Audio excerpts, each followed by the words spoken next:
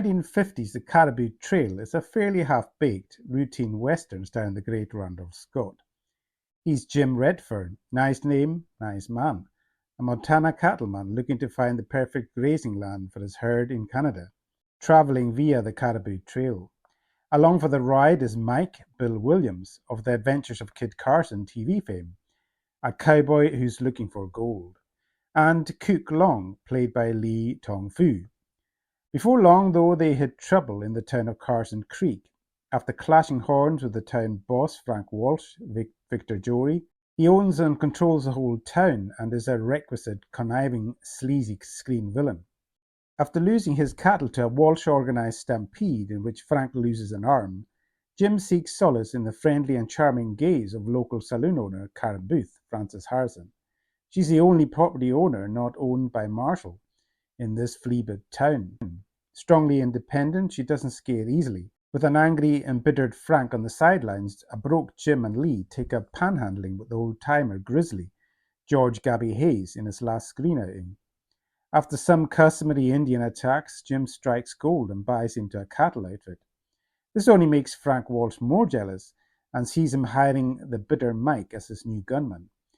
Then he actually hires the Indians as well, if you believe that, to do his dirty work on Jim and steal the cattle.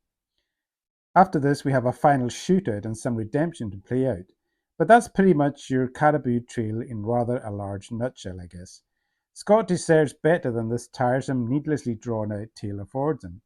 So a rather lame western, a time filler at best, with a strangely upbeat one-note turn from the great Scott.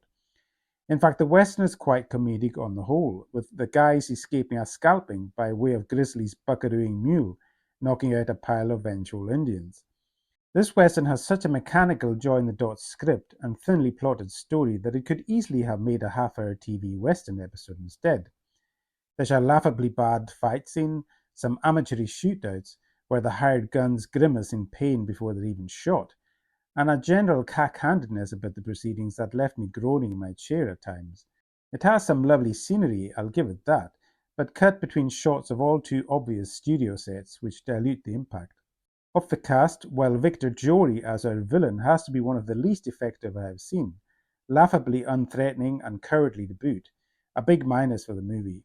On the other hand, Bill Williams, who seemed to be in a different movie to everyone else, plays the bitter disabled Mike with self-pitying relish, and is really great. Also, Frances Harrison is beautiful and very effective in her role of love interest.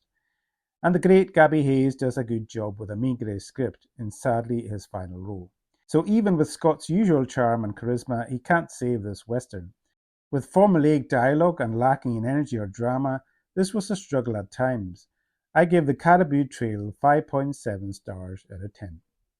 Sorry, Randolph, but it just shows even with a great star, you still need a script. Thanks for watching, and bye.